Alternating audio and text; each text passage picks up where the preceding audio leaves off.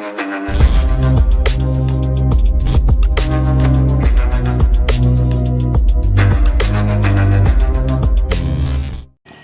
po, magandang umaga po sa inyong lahat mga kaibigan. Nandito ako sa may Mandara Subdivision, sa may Silang Cavite po ito. Silang Santa Rosa Road or Silang Tagaytay Santa Rosa Road. Yan. Malapit po ito sa Tagaytay, mga 7.5 kilometers roughly estimate. Nasa Tagaytay market na ho kayo. Tapos pag pupunta ho kayo sa Santa Rosa exit papuntang Manila, mga around 7.5 kilometers din. Yan. So magandang location to guys, upper land, malamig ang klima, klimang Tagaytay. So ito po yung binibenta guys, ito. Yan. 4 bedrooms po yan. So i-check po natin yung buong surroundings para magka-idea po kayo. So kung naghahanap po kayo ng lipat agad, ito binebenta po ito, lipat agad po ito. So ang price po niya is 13.5 million. Yan. So pupayag yung owner sa terms. So pwede kayong maglapag kung anong terms, or pa-flash ko yung aking number, mag-usap po tayo. Yan. Ito po, kung mapapansin nyo, may bakod na yan, no? May bakod na. Tapos may some na mga gamit sa loob. So konti na lang yun, or kung gusto nyong papinturahan yung labas sa yung loob, pwede para mas maganda. O kung may mapipix na konti na mga damage, so kayo na lang magpapaayos. Pero all in all, yan guys, swak na swak po yan. Pwede sa inyo to kung naghahanap kayo ng 2-story 4 bedroom. Yan, siya nata model to ng under ng Sandras Properties. So malaki din yung car parking space. Ito yung pinaka main gate papunta sa carport. Yan. Dito. So papasokin na natin yung loob, no? Mamaya. Doon na lang tayo papasok sa may pasukan ng mga tao. Yan. Ito yung pinaka main entrance. Ang lot area po nito ay 178 square meter. Yan, 178 square meter yung lot area. Yung floor area is 176 square meter. So meron po itong extension. So ito yung pinaka carport, no. Yan, nakapadla kasi hindi tayo nakapasok sa sa pinaka gate niya. Yan. So kasi dyan yung dalawang sasakyan, dalawa. Hanggang doon sa dulo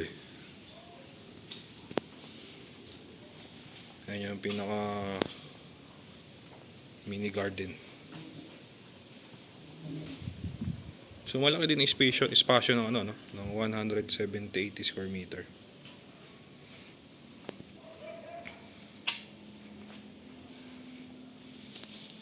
Mayroong maliit na best tank dito.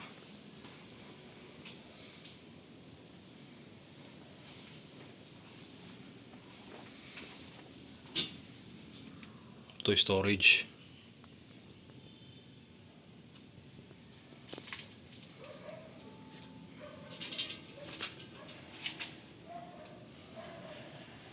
Ganitong boxing rito.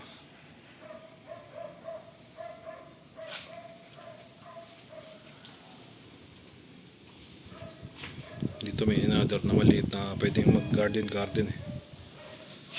Yan. Malaki na rin yung 170-80 square meter. Malaki na rin pala ang pinaka space niya.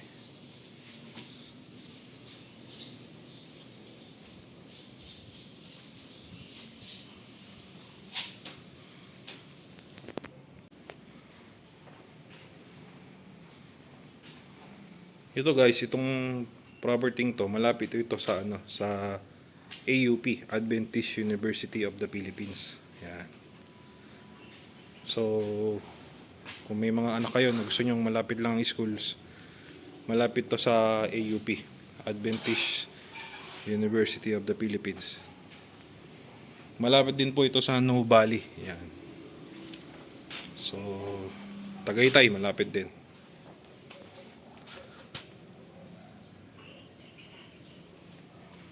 So, check na po natin yung kabilang side.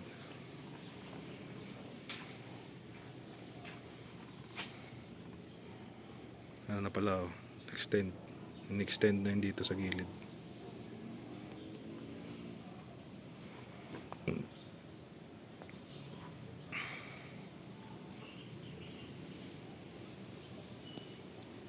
Yan, Shanata model yan guys. Under to ng SunTrust Properties. Pero ano to, fully paid na to ng owner. So check na ho natin yung loob.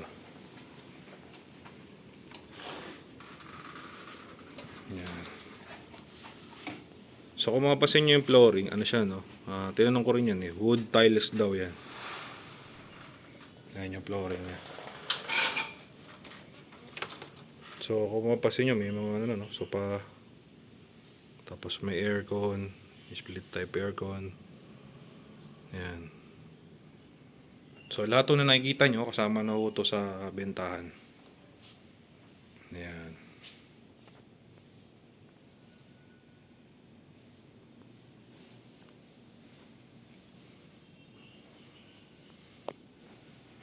So ito yung pinaka kitchen niya ano.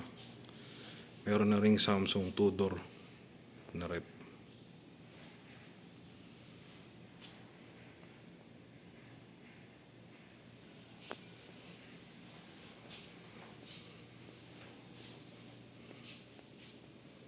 Yan.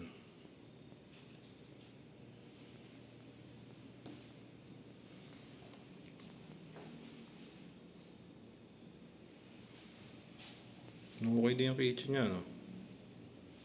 Ganda rin. Tapos sa left side meron siyang toilet. Pinaka powder room. Yan, ito yung pinaka powder room. Naka full tile siya.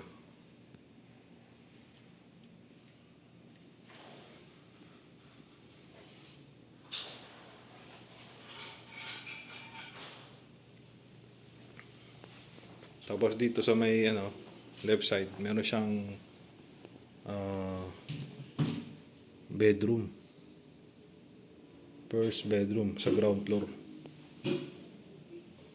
Ayan.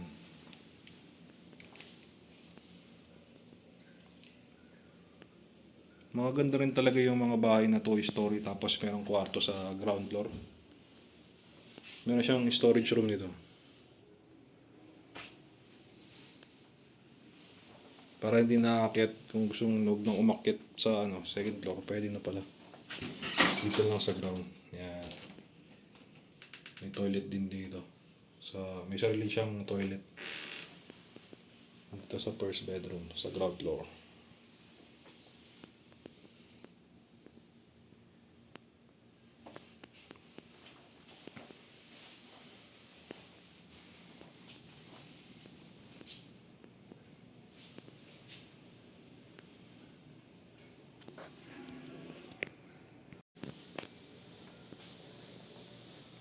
So, check natin dito.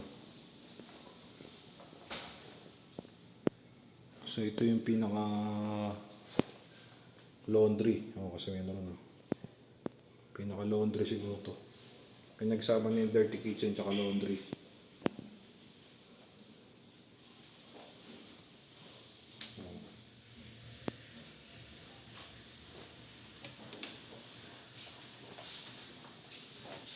Ano to? Basement. May basement ah. Ate! May basement? Makapin. Yun. Meron palang basement to guys. Okay ah. Parang napapanood ko sa movie to ah. May bahay na may basement.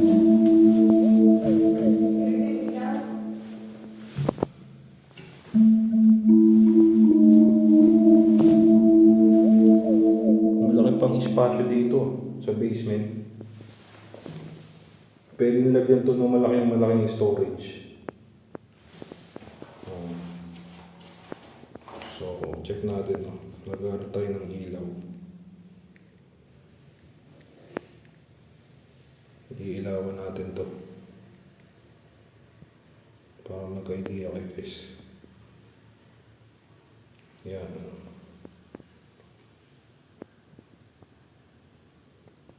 So, malaki pang espasyo, no?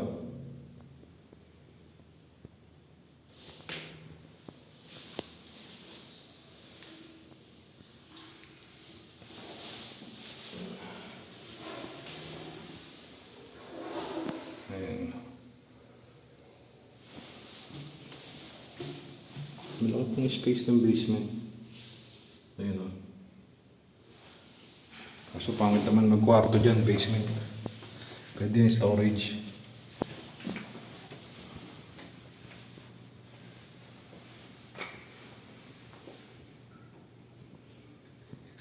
Tingnan natin. May CCTV oh. Dito, may another ano rin oh. Parang dalawa yung dirty kitchen eh.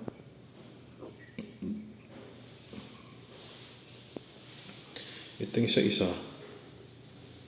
Ayun naman yung isa-isa. Ba, may yun pa pala doon. Pasukin natin ah. Mayroon pa pala doon. So ito yung pina-extend nila.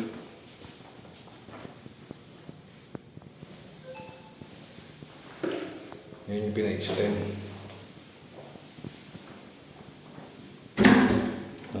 Ito yung labas. Papunta sa ano? Carport. Sa parking area. Yan. Pinaka-carport. Galing tayo dyan kanina eh. So ito pala yun.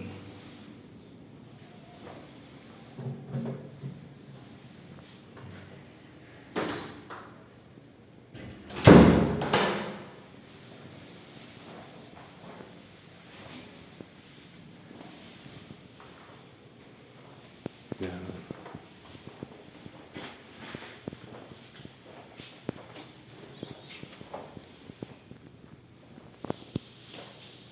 Tapos merong ano, built-in cabinet sa taas.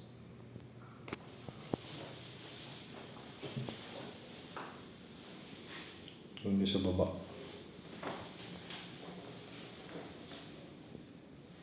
Okay yung verse na to ah. So whether you eat or drink or whatever you do it for the glory of God. Okay so.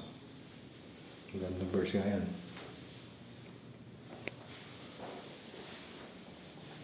So meron siyang sliding window dito. Para yun, kita mo yung labas. Yan. Meron siyang exhaust fan.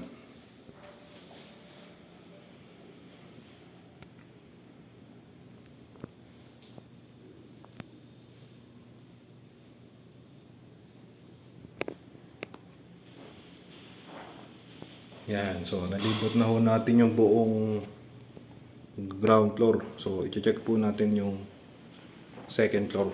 Akit na po tayo.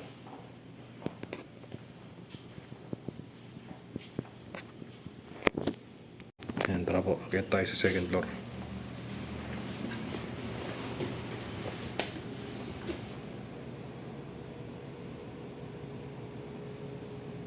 Ayun. Mataas yung ceiling.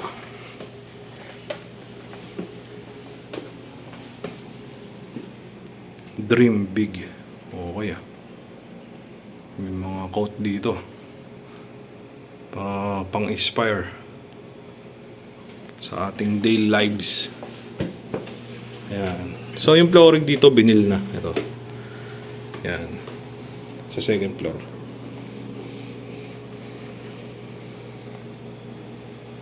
So meron siyang family area dito ano. Yan. May couch. So pa. Movie night. Meron pang inverter.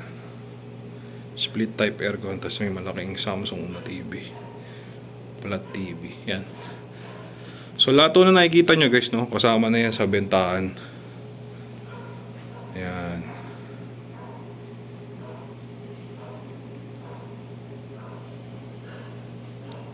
So, check natin dito.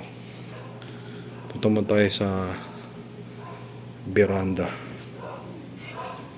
Malaki na ang veranda, oh. Pwedeng ito, mag-potluck.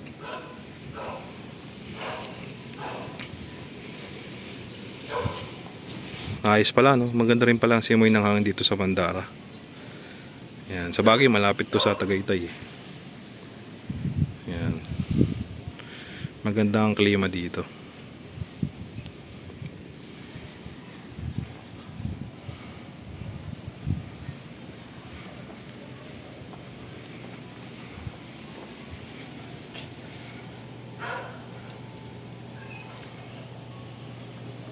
So, check na natin yung mga kwarto, guys. So, ito yung pinaka master's bedroom. Ayan, sa second floor.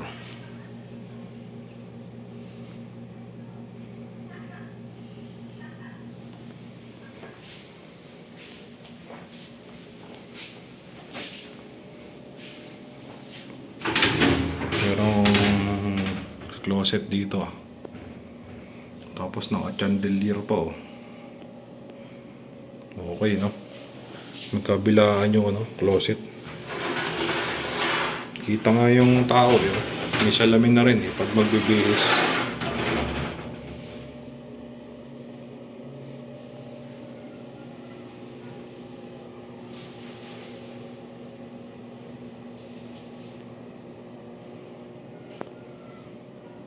Okay, no?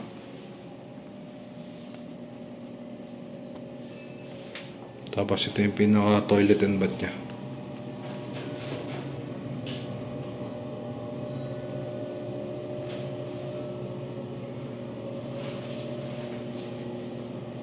May heater, oh.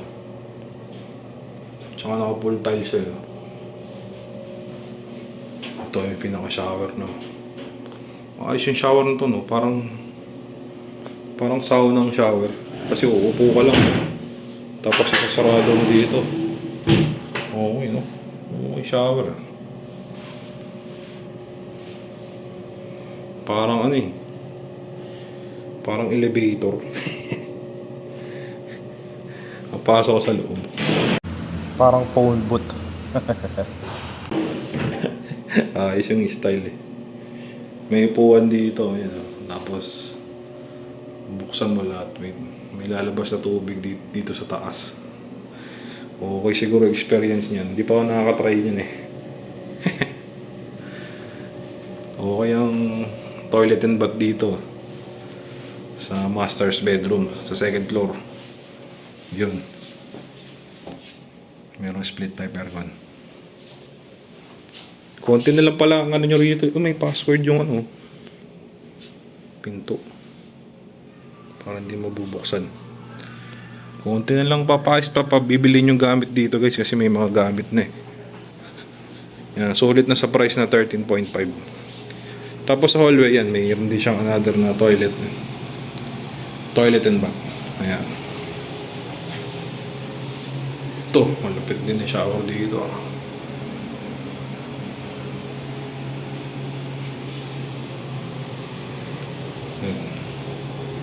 May exhaust exhaust fan.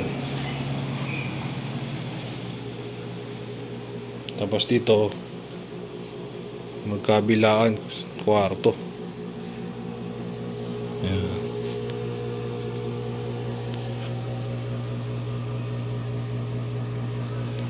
Okay na.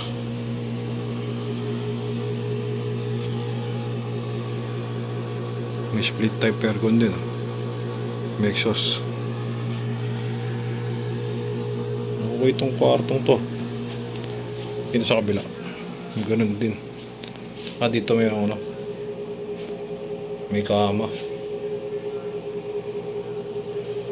Ayan. Split type aircon. Mayroon palang mini balcony rito dito, no? Ayan. Okay pala to, no? Kita mo yung balcony ng kapitbahay. Tapos dito may papasok din sa loob. Sinarado nila. Sinarado na. Nila. Nila eh. Sarado na natin. May ano ah. May lock ah. Oh, lamig ng klima dito.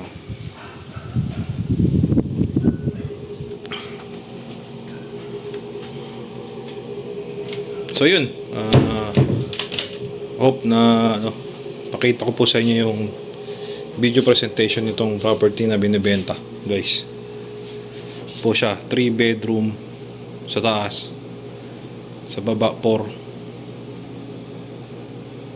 Bali 4 bedroom lang pala siya. 4 bedroom. Tapos 1, 2, 3. 4 bedroom, 3 toilet and bath. Yan.